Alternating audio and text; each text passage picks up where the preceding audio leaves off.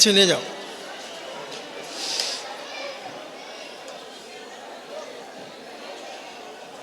ओम नमः सिद्धेभ्यः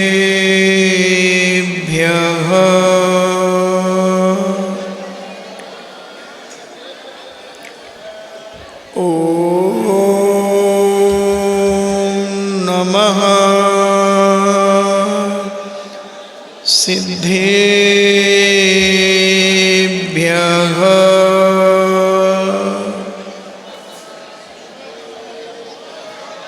ओम नमः सिद्धेभ्यः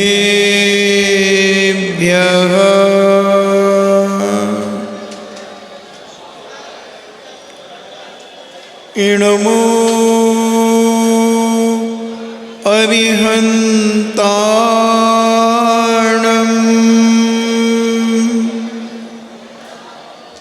इणमो सिद्धाणम्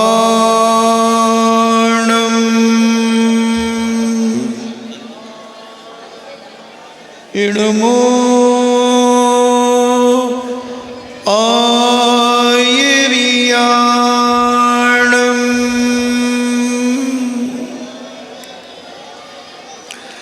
इणमो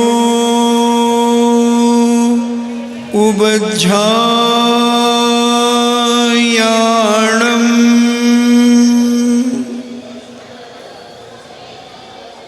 इणमो लोये सब्बेसाहूणम्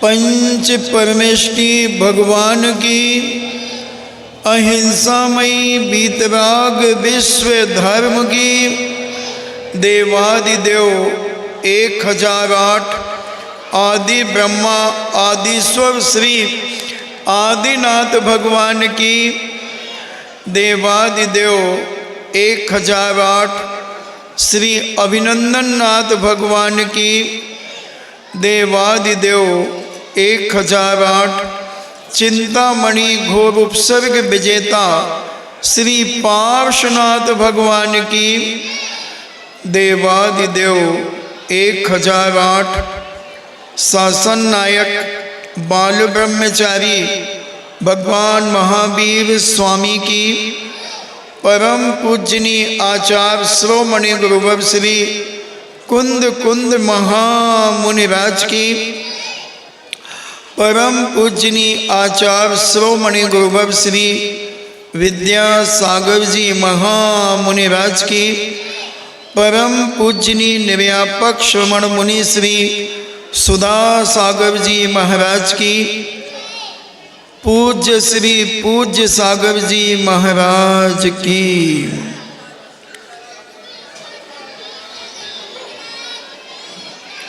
चर्चा चल रही है मुनिराजों के 28 मूल गुणों की। कल अपन ने 5 महाव्रत और 5 समिति की चर्चा सुनी थी और ऐशना समिति की जो 46 दोष हैं उन 46 दोषों में से 16 उत्पादन दोष 16 उद्गम दोष इनको भी अपन ने कल समझने का प्रयास किया था। अब 10 ऐसणा दोष है। ऐसणा दोष संकित दोष भोजन आहारचर्या करते करते मन में शंका आ जाती है कि यह वस्तु सेवनीय है या असेवनीय है। सेव्य है या असेव्य है, खाने योग्य है या नहीं खाने योग्य है। इस प्रकार का मन में अगर साधु के विकल्प आता है तो वह संकित दोष के अंतर्गत आता है। ऐसी मन में शंका उत्पन्न हो जाती है जिनके, तो यह दोष उत्पन्न हो जाता है। प्रायश्चित्त दोष, घी आदि से चिकने पात्र से या हाथ से आहार लेना। जो आहार दे रहा है उसका पात्र घी से बहुत चिकना है, तेल से चिकना है, उस पात्र में जो सामान रखा है वो बहुत चिक्कट हो गया है। या कोई चीज हाथ से दे रहे हैं, वो देने वाले के हाथ में भी बहुत चिकना घी आदि लगा हुआ है। और साधु का हाथ भी बहुत चिकना अगर हो गया है और उससे वो आहार लेता है तो प्रायश्चित्त दोष कहलाता है। निक्षिप्त दोष,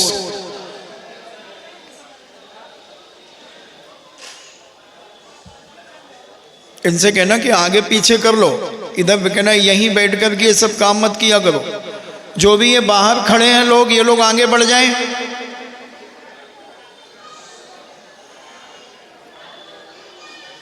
निक्षिप्त दोष, हालांकि यह आज नहीं हो पाता है। कमल के पत्ते सचित होते हैं, जो दौना पत्ता आदि होते हैं, ये सचित होते हैं, तो इन पर कोई चीज रख लेना, खाने की कोई चीज रख लेना, तो ये आज वर्तमान में तो नहीं हो पाता। कमल के पत्ते आदि अपने इधर घरों में नहीं होते हैं, दौने पत्ते आदि चौके में नहीं होते हैं, तो ये दोष तो इससे तो बच जाते हैं। सचित कमल पत्र आदि पर रखा हुआ आहार लेना, ये दक्षिण में होता है। जैसे हेंगड़े जी के यहाँ 4-5 हजार व्यक्ति प्रतिदिन फ्री भोजन करते हैं, तो उनके यहाँ केलों के पत्तों के ऊपर चावल रख कर के, दाल आदि दे करके उनको भोजन कराते हैं। मगर साधु के लिए ये दोष यहाँ नहीं बनता, उत्तर भारत में तो बनता ही नहीं है, क्योंकि कोई भी व्यक्ति सचित कमल पत्र आदि से जो उनके पत्ते आदि होते हैं उनसे ढांक करके या उनमें कोई चीज लेते देते नहीं है। पिहिसित दोष, सचित कमल पत्र आदि से ढक देना, जैसे पानी की तुम्हारी चरी है, गुंडी है, कसेड़ी कहते, क्या कहते, कसेड़ी, लोटा है, गड़ई है, अब तुम्हारी भाषा ही बोल देते हैं, तो उसको अगर अपन पत्तों से ढांक देते हैं तो अपने इस तरफ ये चीजें उत्तर भारत में नहीं होती हैं। तो ये अपने तो पत्थर पत्थर जरूर रख देते हैं। वो छोटी सी सिल होती है, उसको सिल धर दई, गड़ई के ऊपर, कसेड़ी के ऊपर, सब धरते हैं, हमें मालूम, पटाई धर दो, हाँ वो हमें सब जानकारी है। तो ये पिहिसित दोष जो है, ये कमल पत्र आदि से ढके हुए अन्न को ग्रहण करना, ऐसे सब्जी को ढाक दिया, खिचड़ी को ढाक दिया पत्तों से, तो वो पिहिसित दोष कहलाता है, वो प्रायः नहीं होता है।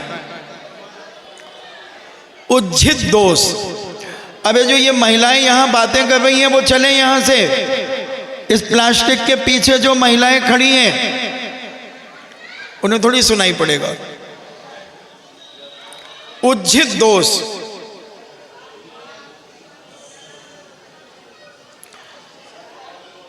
श्रावक ने जो साधु की अंजलि में आहार दिया है और वो दाता ने आहार दे दिया, अब बहुभाग नीचे गिर गया और स्वल्प ग्रहण करना, थोड़ा सा तो मुनिराज खाया और नीचे गिरा दिया या गिर गया, तो ये उज्झित दोष कहलाता है। उज्झित दोष, दाता के द्वारा दिए गए आहार के बहुभाग को नीचे गिरा देना, गिराकर और स्वल्प ग्रहण करना। जैसे मान लीजिए कोई चीज ऐसी आ गई और उनको अच्छी नहीं लग रही तो वो नीचे गिरा देते हैं, तो वो दोष है। व्यवहार दोष, आहार देने के पात्र आदि को अच्छी तरह से देखे बिना आहार देना व्यवहार दोष है। आपके कई बार बर्तनों में साफ नहीं होते बर्तन, उनमें कल का अन्न आदि चिपका हुआ है, चावल के सीध चिपक गए, वो दब गए तो वो चिपक गए, या कोई ऐसी चीज़ मीठी चीज़ थी जो चिपक गई और आपने बर्तन आदि साफ नहीं किया ढंग से, तो वो आहार देने के जो पात्र आदि को अच्छी तरह से देखे बिना आहार देना, ये व्यवहार दोष कहलाता है। ये व्यवहार की क्रिया है कि अपने बर्तनों को अच्छा साफ सुथरा रखना, आपके जो कपड़े आदि हैं पहुँचने के वो गंदे रहते हैं उनको साफ रखना, टेबल आदि में जिसमें आप सामान रखते हैं उनको साफ करके रखना। तो ये टेंट वालों की टेबलें लगा लेते हैं कई जगह क्षेत्रों पर, जब चौका लगाते हैं तो उनको साफ सुथरा करना, धो करके सब करके व्यवस्थित रखना चाहिए। दात्री दोष,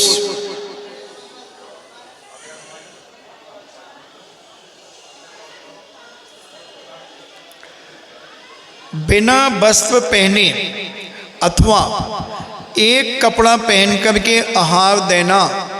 किसी ने एक धोती लपेट ली और आधी धोती ओढ़ ली, या धोती बांध करके आ गए, नहीं, वस्त्र कम से कम 2 होना ही चाहिए पुरुषों के, बल्कि तो अंडरवियर होना चाहिए, धोती होना चाहिए, बनियान होना चाहिए और फिर दुपट्टा होना चाहिए। ये 4 वस्त्र होना चाहिए, तो कम से कम 2 तो होना ही चाहिए, दुपट्टा और धोती। ये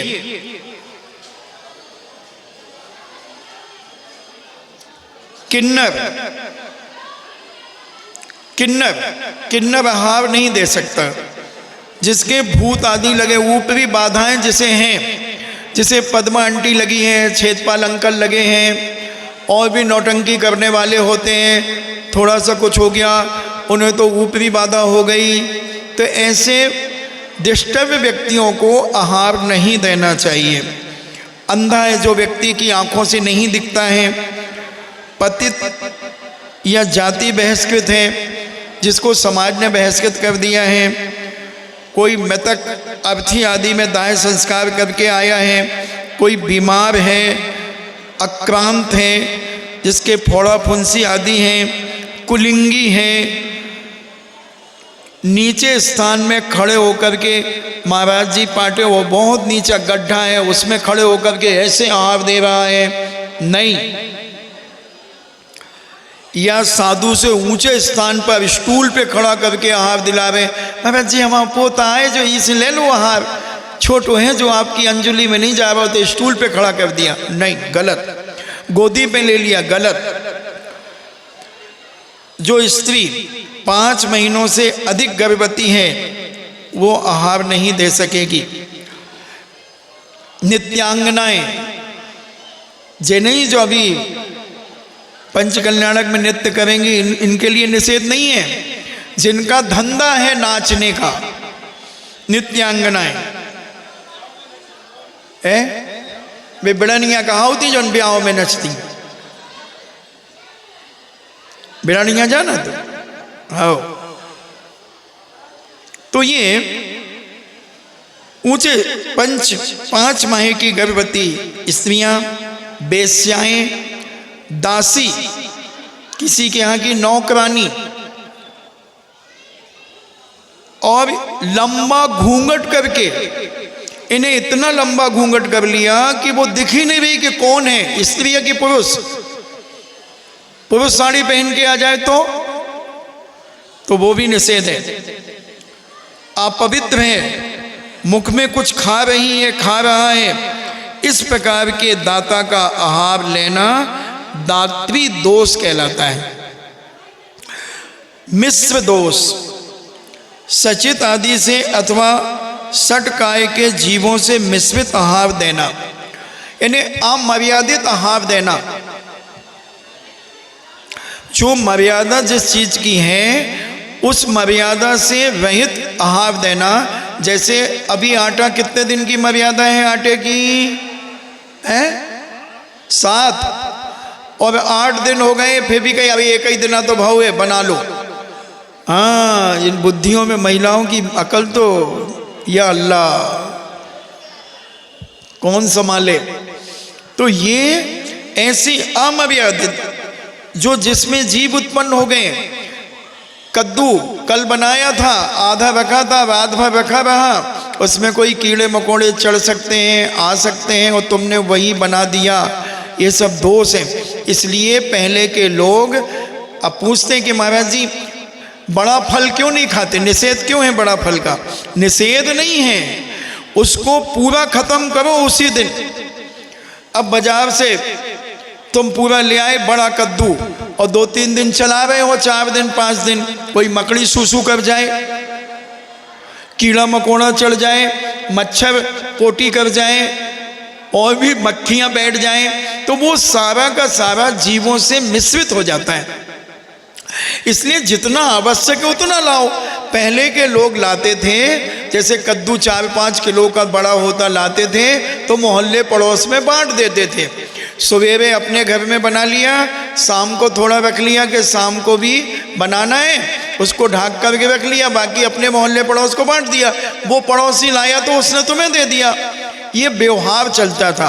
अब तो पड़ोसी ऐसे हो गए, एक दूसरे के बंदूक भरे बैठे रहते हैं, प्रेम व्यवहार खत्म ही होते जा रहे हैं। तो ये सारी समस्याएं हो गई। पहले निषेध नहीं था इसका, तो बड़े फल को लाते थे और सब मिल बांट करके मोहल्ले पड़ोस में 4-6 मकानों में दे दिया। मान लो 5 किलो का लाए, अपने घर में 1 किलो लगना है सुबह शाम में, अपन ने 9 किलो बांट दिया। फर्क क्या पड़ा? व्यवहार भी बनते हैं और कई अहंकारी हो, हम इतने गरीबी हैं कि जन तुमसे कद्दू ले ले, नहीं जाने हमें। ऐसे अहंकारी भी आज के जमाने में पैदा हो गए। इनसे बचना चाहिए, मगर अपन को ध्यान रखना चाहिए ये मिश्र दोष जो होता है सचित आदि से अथवा षटकाय के जीवों से मिश्रित आहार लेना, तो ये मिश्र दोष कहलाता है। अपक्व द्वेष, जिस पानी आदि के रूप में रस गंध आदि का अग्नि आदि के द्वारा परिवर्तन नहीं हुआ है, उसे आहार में लेना अपक्व दोष कहलाता है। कच्चा पानी, थोड़ा सा उबाल था पानी का और एक बहुत गर्म पानी था, उसमें तुमने मिला दिया दोनों को, एक कच्चा था एक पक्का था, वो मिला दिया, तो ये अपक्व हो जाता है। सब्जी बनाई एप्पल की, थोड़ा सा यूं यूं कर लिया और निकाल लिए। सब्जी या तो पूरी बना लो या फिर उसको तवे पे आंच दे दो और पलट दो उनको थोड़ा सा, या फिर जूस बना दो, सबसे बढ़िया प्रासुक हो गया। या फिर हल्दी नमक डाल दो, काली मिर्च डाल दो तो प्रासुक हो जाता है। लिप्त दोष, आटे आदि से लिप्त रोटी बना रही थी और महाराज आ गए, हे स्वामी नमोस्तु नमोस्तु नमोस्तु, मन शुद्धि वचन शुद्धि काय शुद्धि आहार जल शुद्धि, हम दे दे एक गिलास हमें दे दें दवाई। सभी हाथ छपे तुम्हारे सब और तुम देवे आ गई आहार। आटे आदि से लिप्त, चम्मच आदि से अथवा सचित जल से लिप्त ठंडे पानी से हाथ धो करके आ गए। हमने तो धो लिए महाराज, अब भाई तो धोए, कितने धोबे, अब तुम्हें खूब हाथ धोआऊ। हाँ, सो तुम जमीन में हाथ टेकती हो, सो हम हाथ धोआ लेते, तुम अपनी कपड़ा छू लेते तो हम हाथ धो लेते। कहीं बाल खुजला लिए, अब तुम्हारे बाल में असंख्यात क्या जुआ भरे, अब तुम उनको छू करके और हम तुमसे हार कैसे ले ले? तुमने जमीन में हाथ रख लिया, तुम खड़ी हुई सो तो हमने पाँव पे पाँव हाथ धर के खड़ी होती कई बाई हमें, तो अब हम कैसे ले लें बताओ? ऐसा करते हैं, जितने ये नखरे करती इन सबको ऐसे लोगों से हार करवाते हैं, वो ऐसे ऐसे बाल खुजाएगा और वही से ऐसी सब्जी दे दे इनके हाथ में कि लो खाओ। तो शुद्धि पूर्वक, शुद्धि किस लिए बोली आपने? मन शुद्धि, वचन शुद्धि, काय शुद्धि, आहार जल शुद्धि। तो ये लिप्त दोष है।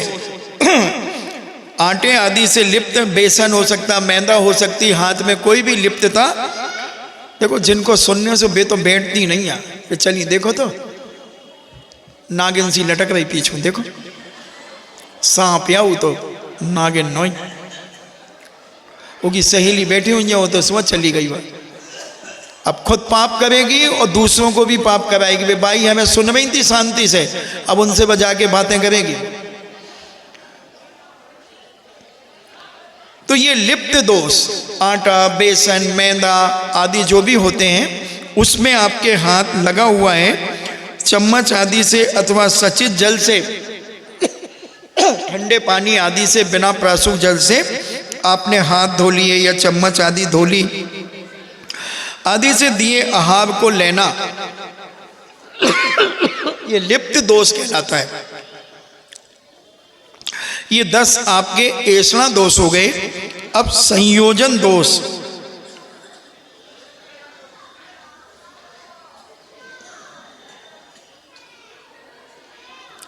स्वाद बनाने के लिए ठंडे वस्तु में गर्म वस्तु अथवा गर्म में ठंडी वस्तु मिलाकर आहार करना, ये संयोजन दोष कहलाता है। इस प्रकार के आहार से अनेक प्रकार की बीमारियां भी उत्पन्न होती हैं तथा असंयम की भी वृद्धि होती है। इसलिए श्रावकों को ऐसा नहीं करना चाहिए और साधु को भी ऐसा नहीं लेना चाहिए। प्रमाणातिरेक, प्रमाण से अधिक भोजन करना। ये और जगह नहीं है क्या? इधर इधर बैठ के खड़ी होकर बातें कर रही हैं। अच्छा, कपड़ा ले रही सब मुंह से बोल कर लेती कि हाथ से लेती कपड़ा, खपरा ले रही।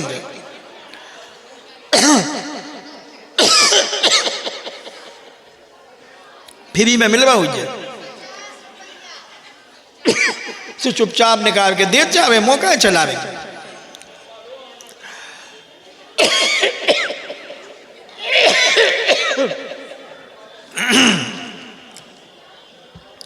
तो प्रमाण से अधिक आहार करना, भोजन करना, ये प्रमाणातिरेक, प्रमाणातिरेक यानी प्रमाण से ज्यादा खा लेना। कोई चीज अच्छी पसंद आ गई, टेस्टी थी, चेपे जाओ।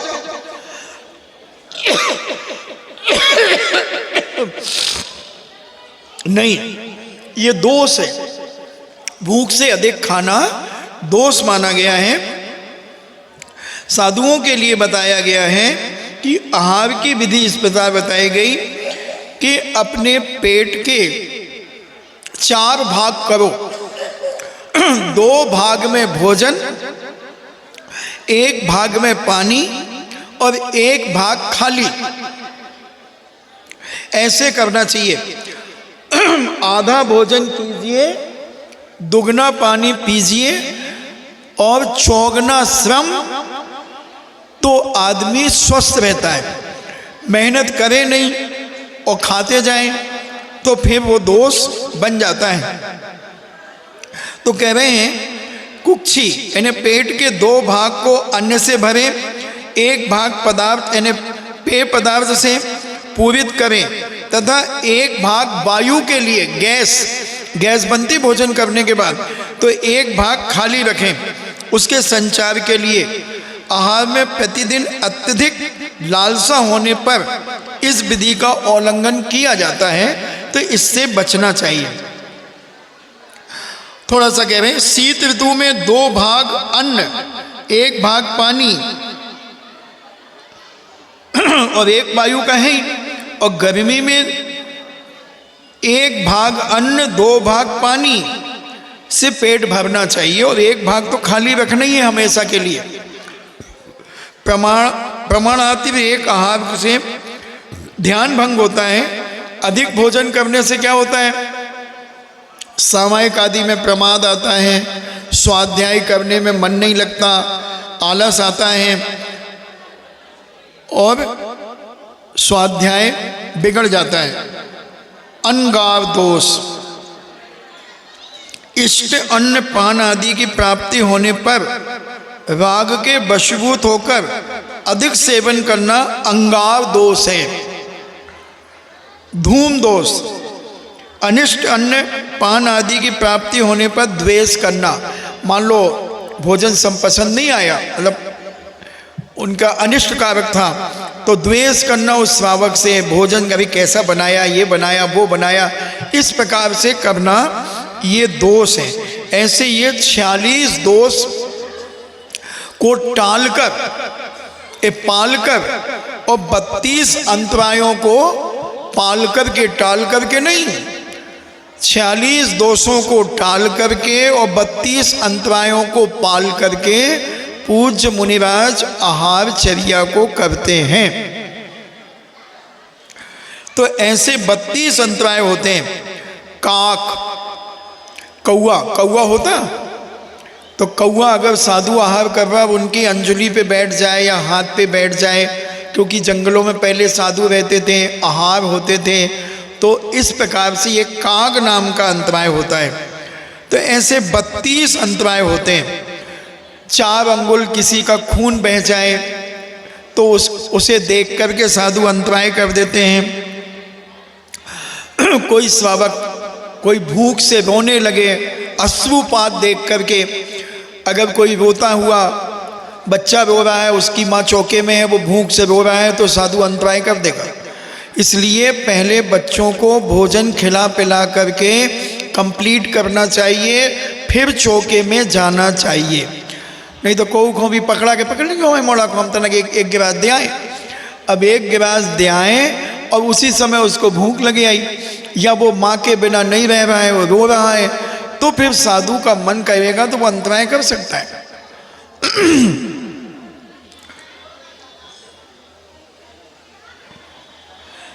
प्रत्याख्यान, जो त्याग कर दिया है, वो अगर त्याग की हुई वस्तु अंजलि में आ जाती हैं तो वो आहार का त्याग कर देते हैं।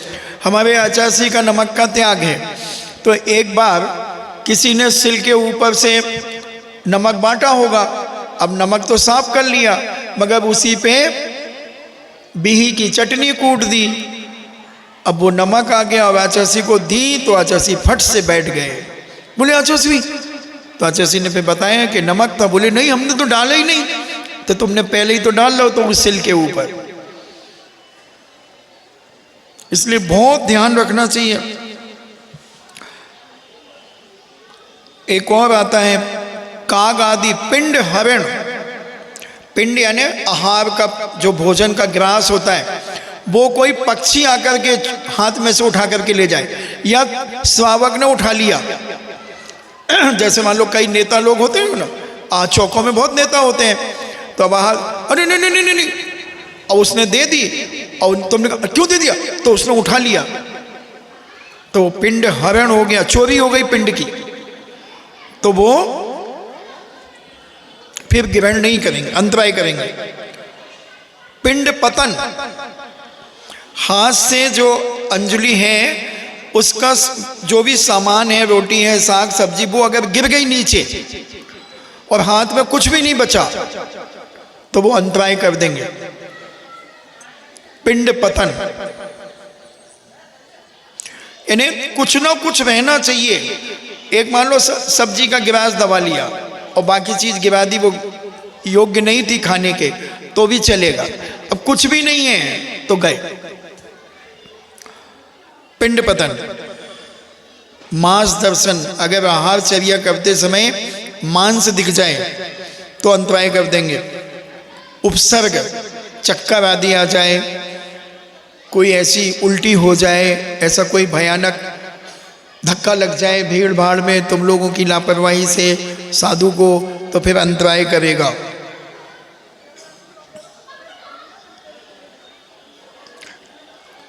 पादांतर पंचेंद्रिय जीव गमन। मुनिराज खड़े होते हैं, उनके दोनों के पैरों के बीच में से चूहा, गिलहरी आदि अगर निकल जाती है तो वो अंतराय करेंगे। इसका नाम है पादांतर पंचेंद्रिय जीव गमन, इस अंतराय का। भाजन संपात, सब्जी की कटोरी थी, लाओ हम दे, उन्होंने कहा हम दे, और धड़ाम से गिर गई। जय सिया राम, हो गया काम। महाराज जी बैठ जाएंगे। क्यों? अब उसमें सब्जी, नीचे जीव जंतु हो सकते हैं, वो सब उसमें चिपक के मर गए।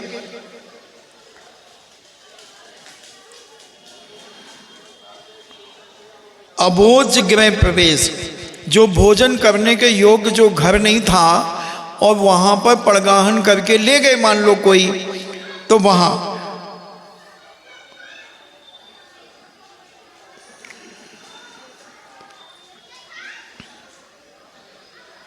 आहार के लिए जावे थे, कहीं आग लग गई तो लौट उधर अंतराय कर देंगे।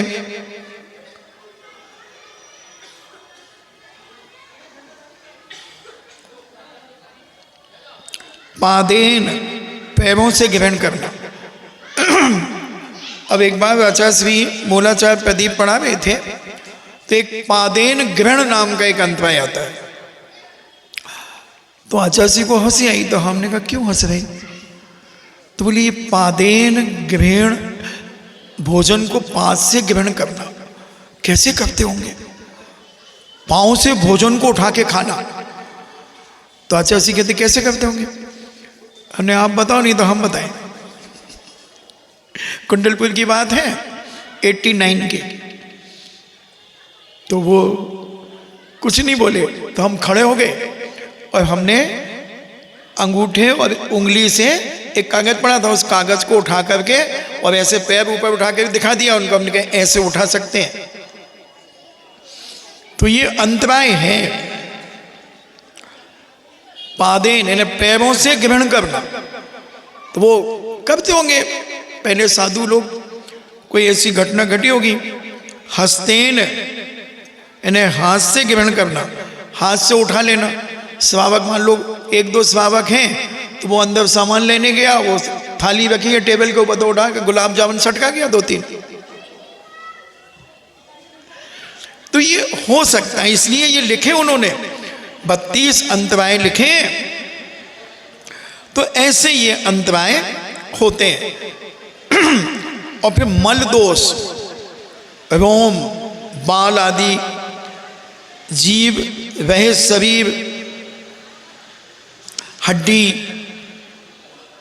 चावल आदि के जो कण होते हैं,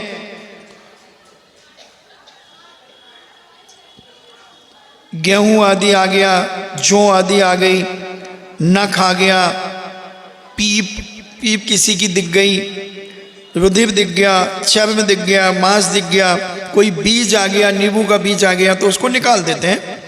फल, कंद, आलू का टुकड़ा आ गया तो उसे निकाल देंगे। तो ऐसे ये अशुभ मल कहलाते हैं। ये ऐसे 14 मल होते हैं। ये श्रावक सब कुछ कर सकते हैं। तो इन चीजों से हमें ध्यान देना चाहिए। कुछ मल तो ऐसे हैं, चमड़ा, हड्डी, रुधिर, मांस, नख और पीप, ये महामल कहलाते हैं। आहार में इनके आने पर आहार का भी त्याग कर देते हैं। मगर 2-3 इंद्रिय, 4 इंद्रिय जीवों का शरीर और बाल आहार में निकालने पर आहार का त्याग करना चाहिए। अगर ये 2 इंद्रिय 3 इंद्रिय जीव भी अगर आ जाता है तो आहार का त्याग करते हैं, अंतराय करते हैं। कण, कुंड, फल, बीज, कंद, मूल, दल, ये अल्पमल कहलाते हैं। अगर ये आहार में आ जाते हैं तो साधु अंजुलि में से उनको निकाल सकता है।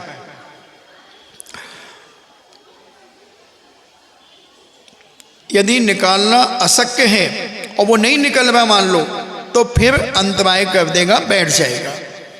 इस प्रकार हमने आपको 46 मूल गुण, 32 अंतराय और 14 मल दोष टाल करके, और अंतराय टाल करके नहीं, अंतराय तो पाल करके 46 दोषों को टाल करके और ये मलों को पाल करके भी और टाल करके भी आहार ग्रहण करते हैं। मुनिराज किस लिए आहार लेते हैं? बलिष्ठ, शरीर को बलिष्ठ बनाने के लिए, पहलवान बनने के लिए नहीं, क्षुधा वेदना को शांत करने के लिए। मुनिराजों की वैयावृत्ति आदि करने के लिए, साधर्मी मुनिराज जो हैं उनकी वैयावृत्ति करने के लिए, 60 आवश्यकों का निर्दोष पालन करने के लिए, संयम की रक्षा के लिए, प्राणों की रक्षा के लिए और क्षमा आदि 10 धर्मों का पालन करने के लिए, ना कि बलट्ठम तेजस्सम, यानी हम अच्छा भोजन करेंगे तो अच्छे बलिष्ठ होंगे, हमारा तेज बढ़ेगा, हम चमकेंगे। नहीं, चमकने के लिए नहीं, क्षुधा को मिटाने के लिए। तो ऐसे ये अब पंच इंद्रिय निरोध, मूल गुण 28 हैं। अभी हमने तुम्हें कितने बता दिए? 10। 5 महाव्रत और 5 समिति। अब 5 पंच इंद्रिय निरोध, स्पर्शन इंद्रिय का निरोध।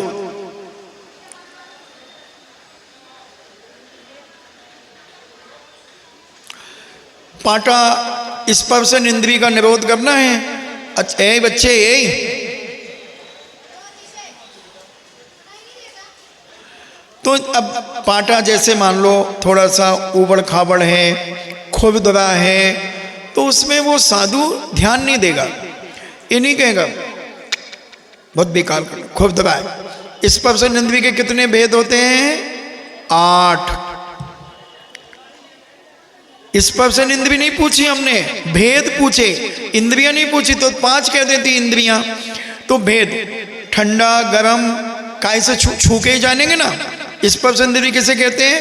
जो छू करके, जिसे हम जानते हैं। तो ठंडा गरम, हल्का भारी, कठोर मुलायम, रूखा चिकना, हो गए 8। तो इनको स्पर्श करके इनको जानना, तो इसमें कैसा भी है उसको शांति से उस पे वो बैठ जाता है। सुख दुख रूप स्पर्श में मोह राग आदि नहीं करना, यानी बहुत ठंडा पानी दे दिया, अब श्रावक को आंखें दिखाने लगे, बेवकूफ है क्या, चिल्लाने लगे। नहीं, अगर ठीक है स्वास्थ्य के लिए आपको गर्म आवश्यक है तो थोड़ा सा यूं कर दिया, दोष तो है ये। मगर अगर ये नहीं किया और ठंडा ले लिया तो गला चौक हो गया, फिर तुम्हें प्रवचन कौन करेगा? तो ये दवाई है, स्वाद के लिए नहीं। हल्का सा यूं कर दिया, अगर श्रावक समझदार होगा तो समझ जाएगा, नहीं तो वही ले लो, आप हो जान दो। अब करते रहना, दिन भर खांसते रहना। तो ये इसलिए दाता के 7 गुण होते हैं, ये आहार देने वाले के भी 7 गुण होते हैं। उसमें एक विवेक गुण होता है, विवेक में सब गर्भित हो जाता है। कौन से मौसम में कौन सी वस्तु साधु को देना, कौन सी स्वास्थ्य के लिए लाभदायक है, कौन सी हानिकारक है, ये श्रावक को विवेक होना चाहिए। अब भयंकर गर्मी पड़ रही थी और तुमने कहा देखो हम आए थे, महाराज जी आए थे भाई, तो भी तो गरम दूध देते थे हम तो महाराज को। सो उनने गर्मी में गरम दूध दे दो। अब हम आए थे महाराज, जानी मालूम के कौन से मौसम में आए थे, ठंड में आए थे कि बरसात में आए थे कि शीत ऋतु में आए थे, शिशिर में आए थे, हेमंत ऋतु में आए थे। अरे हमने तो गरम चलाओ, तो देखो तुम ठंडो न चला दियो, हम तुमसे कह जावे, तुम ध्यान रखियो, गरम ही दियो।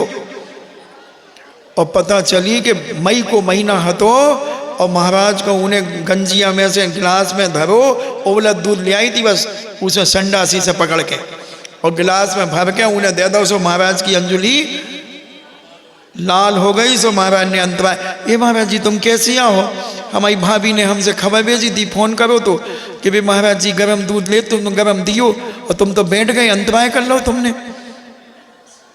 और हमारे घर को बदनाम कर दो कि अंतराय होगा उनके, तो बताओ। तो ये विवेक होना चाहिए। हम लोग एक गांव में गए और वहां पानी की टंकी भरी हुई थी और ठंड का महीना जनवरी का, और उन्होंने महाराज जी को उसी कमरे में बिठा दिया। बोले महाराज जी आचार्य श्री आए थे तो इसी कमरे में बैठे थे वो। अब ठीक है, बिहार करके आए थे, ऊपर देखा ही नहीं कि टंकी है क्या है, बिठा दिया महाराज साहब को, अपने महाराज नव्यापक श्रवण को, अब बिठा दिया। अब महाराज दोपहर शाम को आए थे, ठीक है, और जैसे रात हुई सामायिक करने के बाद थोड़ी भैयावती करके भीड़ भाड़ थी, एहसास नहीं हुआ। और रात को फिर वो ठंडा, महाराज को कपकपी छूट रही। महाराज कहते पूरा कमरा बंद है, मुझे कपकपी क्यों छूट रही मुझे। जब सुबह कहा कि भैया तुमने, महाराज जी हमने आचार्य श्री को भी यहीं बिठाया था। तो आचार्य श्री कौन से महीने में आए थे। महाराज जी वे मई में आए थे, और जो जनवरी है बुद्धू चंद। तो ये विवेक रखना चाहिए। हर श्रावक का कर्तव्य है किस सीजन में कौन सी चीज देना और कितनी मात्रा में देना। देते चलो, चाहे महाराज को नुकसान हो जाए, और न ले तो मुंह बना लो, गुब्बारा से फूल जाए। अब एक सुई चुबो दो तो फट बोल जाए। गुब्बारा होता ना, हवा भर लो, और जब बिल्कुल हवा भर जाए उसमें एक मक्खी बैठ जाए तो फट बोल जाता। ऐसे ही कुछ भक्त होते हैं, अति भक्ति होती है, उनका भाव बुरा नहीं होता, मगर वे भक्ति के अतिरेक में उन्हें लगता कि ले लें जी, और ले लो। अभी तो कितनों ले लें, कछु सीमा है कि नहीं, जा तो बताओ। हर चीज ले लो तुम, तो जो दे जाए तुम ले जाओ। तो एक कल से ऐसा करना, सृष्टि तुम हमें एक कैन दे देना, सो हम कैन बाजू में धर लें, और जो जॉन ने कहा लाओ लाओ, समोई में पटकत जे, उसे तुम उठा ले जाइए। यानी हर चीज की मात्रा होती है।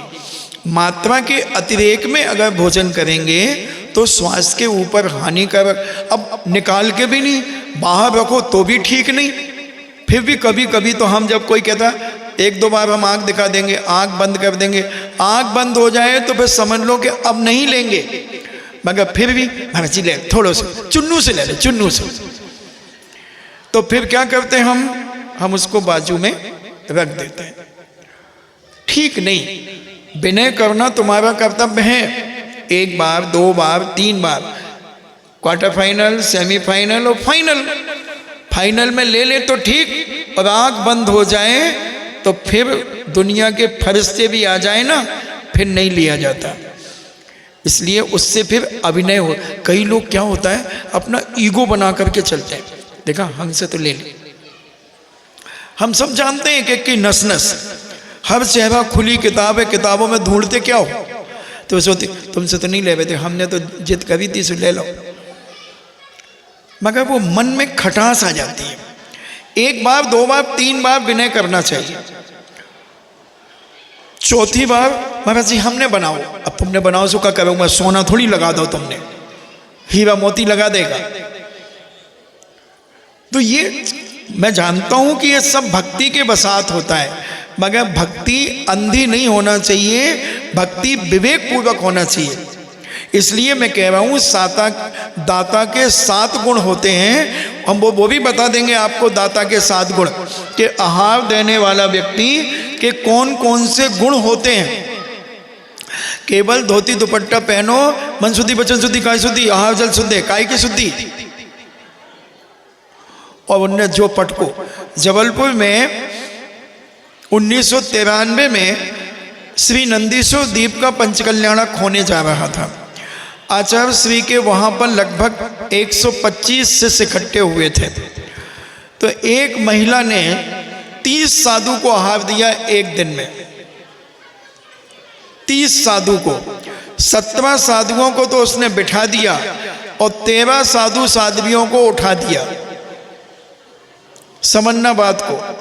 वो कुछ नहीं करती थी, बस चौका में घुसी ने, पांव धोना ने, कुछ करना, मन शुद्धि वचन शुद्धि, कछु बोले नहीं, और भीड़ में थाली में से उठाए और जो धरे और बा गई। सो जब साधु अंजलि देखे तो बाल चंद, सो बैठ गए। 17 साधु को बिठा दो, समझ रही, अंतराय हो गया 17 साधुओं को। और एलक, छुल्लक और आविकाएं, उन 13 को खड़ा कर दिया। और कहती आई हमारे पास, बोली महाराज जी आज हमने 30 महाराजों को आहार दे दो। हमने अच्छा, और हमें खबर मिल गई थी। हमने कहा कितनों को खड़ो कर दो, कितनों को बिठा दो। हैं हम क्या को बिठा भी। हमने कही देखो भी कह रहे जय तुम्हारी वे ऊपर उंगलियां कर रहे, पीछे खड़े तुम्हारे, कि जय बाई आई थी हमारे चौक। तो ये लापरवाही हो जाती है।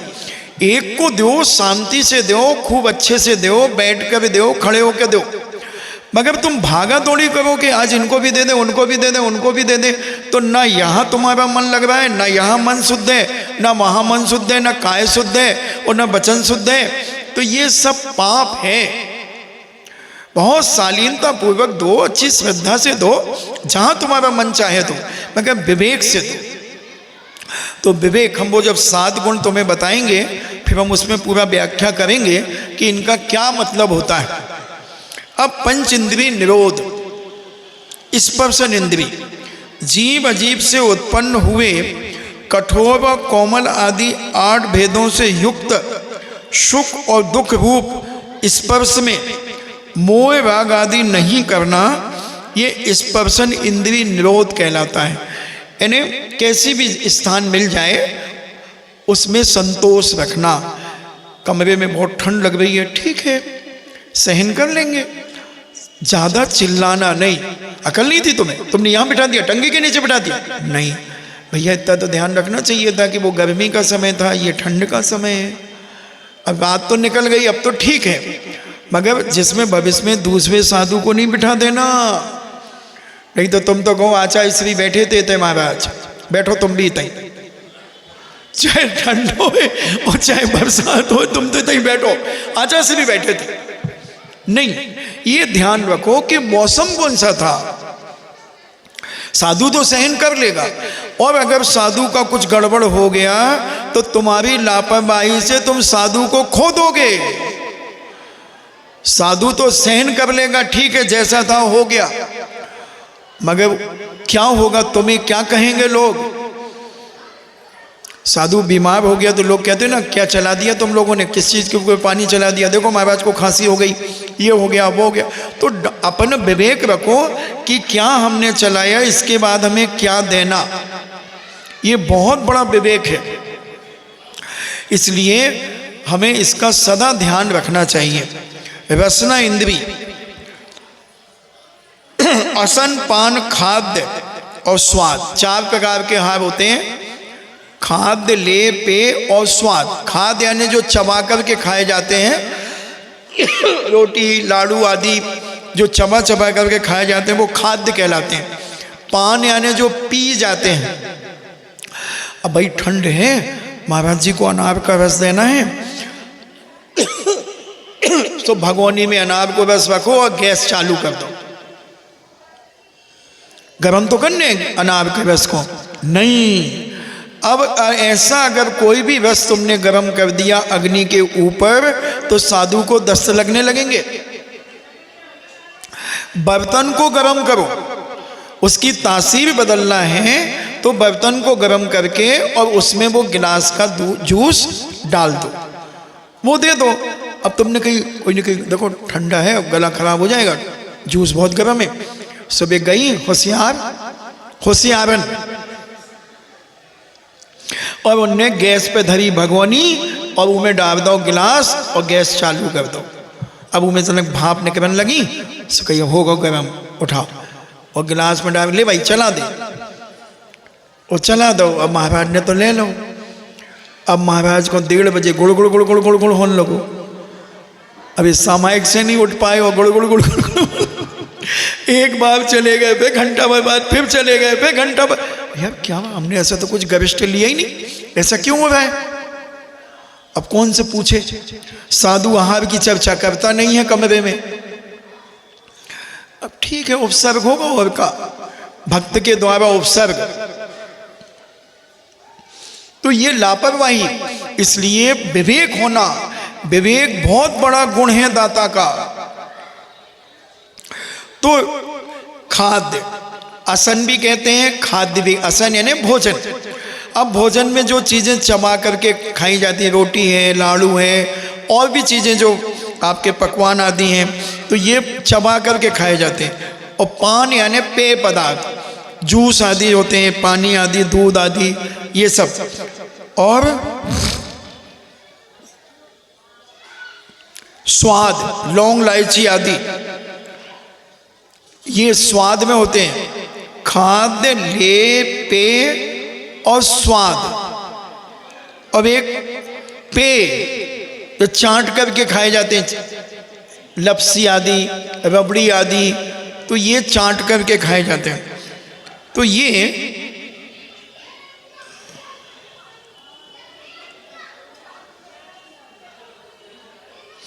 ये किसी को अगर ज़्यादा अच्छे लगे तो वो ज़्यादा मात्रा में खा ली उसने, तो वो रसना इंद्री का लोलुप ही कहलाएगा। जितना आवश्यक है, जितना तुम पचा सकते हो उतना लो। रुचिकर था तो सब वही खा जाओ। अब कई लोग बाटी मिल जाए तो ले लगे रहो मुन्ना भाई, बाटी खा गए, चूरमा बाटी। नहीं, जा तो देख लो। एक सुन, फिर ध्यान आ गई एक घटना। एक ब्रह्मचारी जी की दीक्षा होना थी, बहुत पुरानी घटना है। तो उनकी दीक्षा होना थी, तो श्रावक कहते भैया जी कल तो उपवास करने, आज अच्छो खा लो, कल दीक्षा है तुम्हारी। सो उनने बाटी खिला दी, अच्छी चूरमा बाटी का अंदर का वो निकाल के उसमें बूरो मिला के और सटक गए वे तो 8-10 खा गए। अब उनने कही कल तो उपवास करने। अब रास्ते में कपड़े खराब हो गए। अब कपड़े खराब हो गए, जैसे तैसे कपड़े बदल के, और सामायिक कर रहे थे, या जो भी आचार्य श्री उस समय प्रवचन कर रहे थे। और दोपहर को ऐसा उनको इतनी जोर से तकलीफ हुई, इतनी भयंकर गैस बनने लगी, तो उन्हें आचार्य जी के पास आए। आचार्य जी कहता मैं कुछ नहीं जानता, हमारे आचार्य जी बहुत निर्मोही है, उन्हें कोई फर्क नहीं पड़ता। तो उन्होंने कहती तुम जानो, समाज जाने। तो समाज डॉक्टर के ले गई, ऑपरेशन भाओ, सब बाटियां निकली। अब एक टाँके लगा दिए, और फिर गैस बनी तो वे टाँके खुल गए और आते बाहर आ गए। इसलिए साधु को कैसा आहार कराना, ये बहुत विवेक रखना चाहिए। अपन तो भक्ति के बसात दे दो, मगर गलती दोनों की है, लेने वाले की भी और देने वाले की भी। इसलिए ज़्यादा तला भुना ज़्यादा नहीं बनाना चाहिए। अच्छे दाल रोटी खाओ, प्रभु के गुण गाओ। ज़्यादा गरिष्ठ खाने से इंद्रियां भी विकृत होती हैं और बीमारी आदि हो सकती है, गैस बनती है, दस्त लग सकते हैं, कब्जियत हो सकती है, कई प्रकार की परेशानियां हो सकती हैं। दाल बाटी तो तुम लोगों के लिए हैं, खूब खाओ। DBC दाल बाटी चूरमा, DBC दाल बाटी चूरमा, ये शॉर्ट फॉर्म है दाल बाटी का। हाँ, राजस्थान में यही चलता, DBC कोड वर्ड लिखा लेना चाहिए, DBC दाल बाटी चूरमा। तो तुम श्रावक के लिए, क्योंकि तुम खूब पानी पीते हो, खूब पानी पियो और खाओ। अब तो शुद्ध भी मिलने लगी। यहाँ हम एक बार आहार करके आ रहे थे तो हमने देखा एक जैन बाटी। कहाँ? कहते बगल में। गए थे कि नहीं? अच्छा, तो ये तो अपन साधु का तो ध्यान रखना ही चाहिए। तो ऐसे इनमें रुचिकर हो अरुचिकर हो, इसमें लंपटता नहीं होना चाहिए खाने की, लिप्सा नहीं होना चाहिए। क्योंकि तुम तो 10 बार पानी पी लेते हो, सब कुछ कर सकते हैं। साधु अगर ले लेगा तो साधु को बीमारी हो जाए, परेशानी हो जाए, तो क्या करोगे? घ्राण इंद्रिय निरोध, जीव अजीव स्वरूप सुख और दुख रूप प्रकृति, इन्हें सुगंध और दुर्गंध में घृणा नहीं करना चाहिए। सुगंध आ रही है, हाँ मजा आ गया, और दुर्गंध आ गई, महाराज जी आप इधर कैसे बैठे हो, कैसी बदबू आ रही है?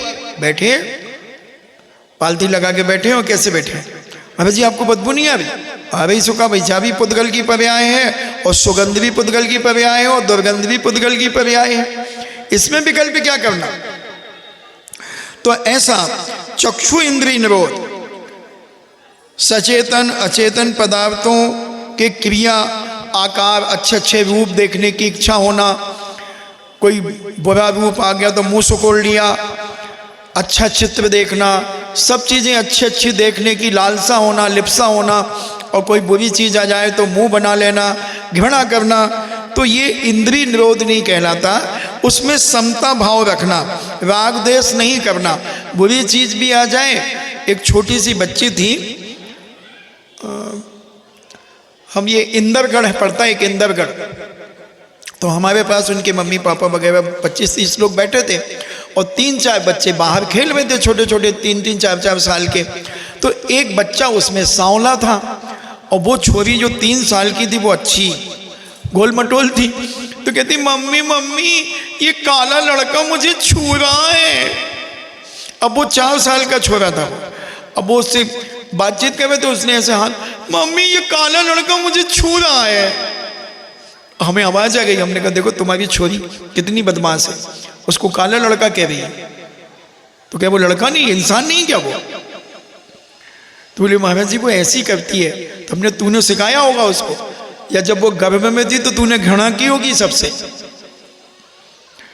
तो ऐसे अच्छी अच्छी चीजें देखना, बुरी में क्यों मुंह बनाना? ठीक है देखो, वो भी चीज है ये भी चीज है। तो इस प्रकार का राग द्वेष आदि नहीं करना, ये बहुत सुंदर है, ये बेकार है, ये डिजाइन अच्छी है, वो डिजाइन बुरी है, नहीं करेगा। साधु तो नहीं करेगा, ठीक है। तो ये भेद आदि नहीं करना, इसमें राग द्वेष आदि नहीं करना और इनका त्याग करना, इसमें विकल्प नहीं करना। ये हो गया चक्षु इंद्रिय निरोध, श्रोत इंद्रिय निरोध। यानी 6 प्रकार के बोलते ना, सारे गामा, यानी सारे गधा पानी पी गए, 7 स्वर होते ना, सारे गामा पाधा, ऐसा कुछ बोलते ना उसको। हाँ, तो ऐसे श्रोत इंद्रिय में सटज, ऋषभ, गांधार, मध्यम, पंचम, धैवत और निषाद, ये 7 स्वर होते हैं। जीव या अजीव से उत्पन्न होते हैं, उन्हें राग का उत्पन्न नहीं होना। सुनना है, कोई अच्छा शास्त्रीय संगीत बजा रहा है, कोई बांसुरी बजा रहा है, उसमें मटकने लगना। काय मटक रहे? अरे बहुत क्या आवाज आ रही, क्या सुरीली आवाज। अब एक कोई रैकन लगो, कहां से आ गो जो गधा? अरे वो भी इंसान है भाई, आप उसकी आवाज सुनकर के क्यों टेंशन ले रहे हो? तो ये सारी चीजों से हमें बचना। अभी से जब अभ्यास करोगे, जब आरिका बनोगे, जब मुनि बनोगे, तो ये अभ्यास बना रहेगा। अब कोई ढोल बजाने वाला आ गया तो कोई पुटुर पुटुर कर रहा, कोई अच्छा बजा, हाँ वो उसको बुलाओ पापा, वो बहुत अच्छा बजाता है। अरे तो वो भी तो आदमी है, वो भी तो बजा रहा, आवाज ही तो चाहिए। नहीं तो पीपा ले लो, एक पीपा में खड़ खड़ खड़ खड़ खड़ कर लो, नहीं तो एक थाली लेके आ जाओ, खड़ खड़ खड़ खड़ खड़ बजा दो, आवाज तो आवाज है। अब ये इसमें राग द्वेष आदि नहीं करना चाहिए। तो ये अपन ने पंच इंद्रिय निरोध की चर्चा सुनी। अब अपन कल 6 आवश्यक और 7 शेष गुण की चर्चा सुनेंगे, क्योंकि आज समय आपका हो गया, 1 घंटा पूरा हो गया।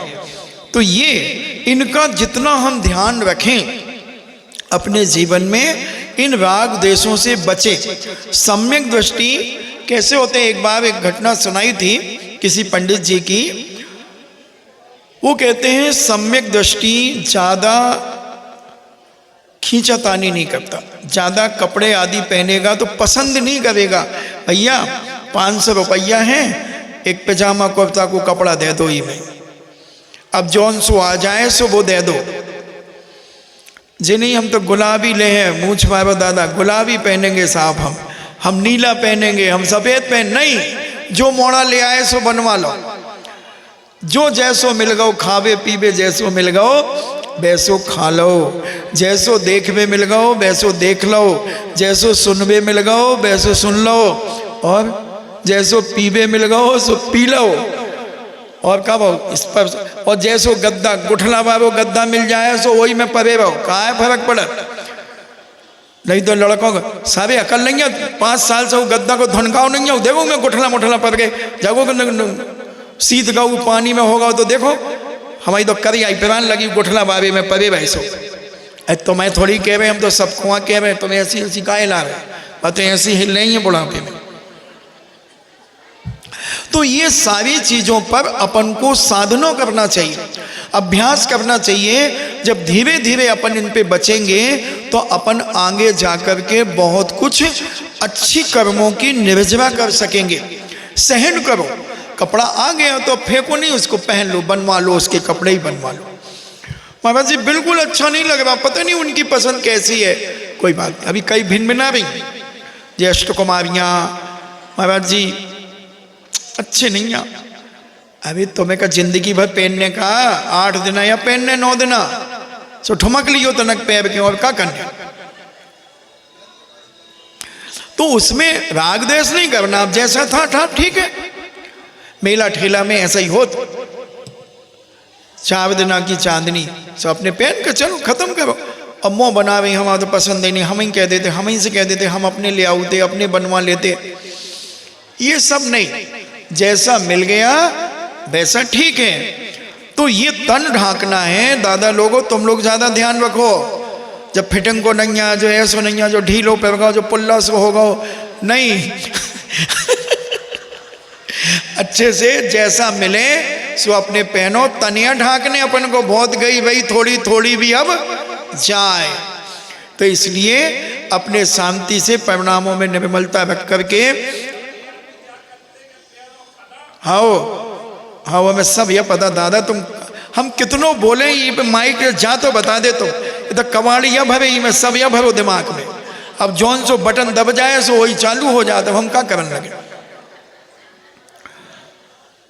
तो ये सारी चीजें अपन को ध्यान रखना। कम से कम 50 के 60 के ऊपर होने के बाद अपने परिणामों को बड़ा निर्मल बनाओ। जैसा मिल जाए वैसा खाओ, बहुओं को उंगलियां न दिखाओ, नैनो छेनो ने ये डुकरियां ज्यादा खाती नहीं, रोटी तो नहीं खाती, दिमाग ज्यादा खाती। तुम हमें नहीं बताओ, तुम चतुरी, हम 1987 से जानत तुम्हें हैं।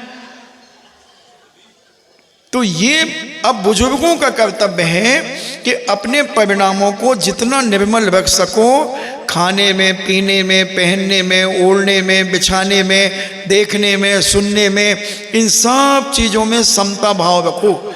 अब चिड़चिड़ापन खत्म करो। खूब कर लिए अपने उम्र के समय पे, सब कुछ कर लिया, अब तो अपन को त्याग के मार्ग पे चलना है, अपने कल्याण करना है, निर्जरा करने का परिणाम हमें अपने जीवन में बनाना है। तो जितना समता करोगी, जितना सहन कर सको उतना करना। ऐसी मंगल भावना के साथ अभी जो सुधा का सागर पुस्तक पर प्रश्नोत्तरी लेखन प्रतियोगिता हुई थी, उसका पारितोषिक वितरण 25 तारीख की शाम को होगा। जिन्होंने भी प्रतियोगिता में भाग लिया है वह अपना पारितोषिक लेने के लिए 25 तारीख को उपस्थित रहेंगे। प्रवचन के बाद और हो सकता है जिज्ञासा के बाद भी कर सकते हैं, इसलिए आप उपस्थित रहें अपने इष्ट मित्रों सहित। क्या पता कितना प्राइज मिले और आप अकेले ना ले जा पाए तो फिर दूसरे को देना पड़ेगा। इसलिए इन्हीं मंगल भावना के साथ जिनवाणी स्तुति। जिनवाणी के ज्ञान से सूझे लोकालोक, सो वाणी मस्तके धरो सदा देते हूँ धोख। हे जिनवाणी भारती तो ही जपो दिन रैन, जो तेरो गहे सो पावे सुख चैन। देव भजो अरिहंत को गुरु सेवा निर्ग्रंथ, दया धर्म पालो सदा यही मोक्ष का पंथ। नौबार नमोकार।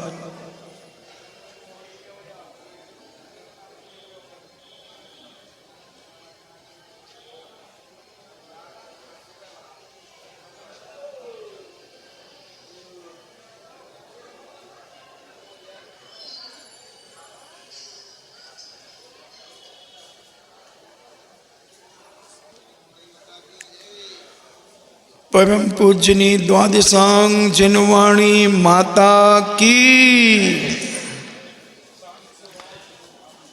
देखो अभी भी हमने कहा जिस 10 बजे तक कल जो भी तत्वांशु जमा कर देंगे